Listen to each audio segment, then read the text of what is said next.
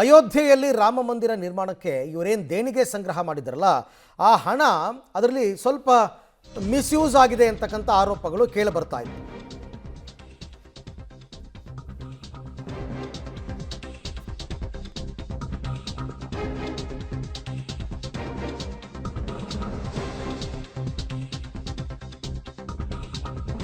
ನೌಕರನ ಮನೆಯಲ್ಲಿ 10 ಲಕ್ಷ ರೂಪಾಯಿ ಹಣ ಪತ್ತೆಯಾಗಿದೆ.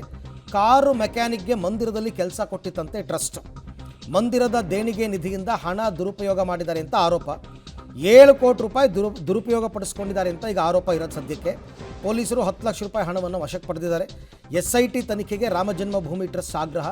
ಈಗಾಗಲೇ ಯೋಗಿ ಆದಿತ್ಯನಾಥ್ ಅವರು SIT ರಚನೆ ಮಾಡ್ತೀನಿ ಅಂತ ಹೇಳಿದ್ದಾರೆ. ಸೊ ಅಯೋಧ್ಯೆ ರಾಮ ಮಂದಿರ ದೇಣಿಗೆ ವಿಚಾರಕ್ಕೆ ಸಂಬಂಧಪಟ್ಟಂತೆ ಹಣ ದುರುಪಯೋಗವಾಗಿದೆ ಅಂತ ಈಗ ಕೇಳಿಬರ್ತಾ ಇರತಕ್ಕಂಥ ಮಾಹಿತಿ. ಅದಕ್ಕೆ SIT ರಚನೆ ಮಾಡ್ತೀನಿ ಅಂತ ಕೂಡ ಯೋಗಿ ಆದಿತ್ಯನಾಥ್ ಉತ್ತರ ಪ್ರದೇಶ ಮುಖ್ಯಮಂತ್ರಿ ಹೇಳಿದ್ದಾರೆ. SIT ತನಿಖೆ ಮಾಡ್ತೀವಿ ಅಂತಂದ್ಬಿಟ್ಟು ಅವರೇ ಮಾಡಬೇಕು. SIT ರಚನೆ ಅವ್ರು ಮಾಡ್ತಾರಂತೆ.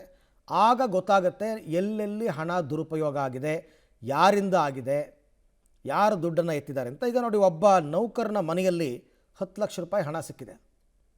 ಸೊ ಅವನು ಇವಾಗ ಹೇಳಬೇಕು ಆ ಹಣದ ಮೂಲ ಯಾವುದು, ಅದು ದೇಣಿಗೆ ನಿಧಿಯಿಂದ ಎತ್ತಿರುವಂಥದ್ದ ಬೇರೆದ ಎಲ್ಲ ಹೇಳಬೇಕು.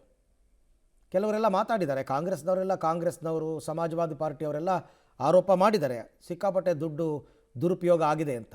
ಹಾಗಾಗಿ SIT ರಚನೆ ಆಗಿರೋದು. ಅವರು ತನಿಖೆ ಮಾಡಿ ಉತ್ತರ ಕೊಡಬೇಕು ಅವರು.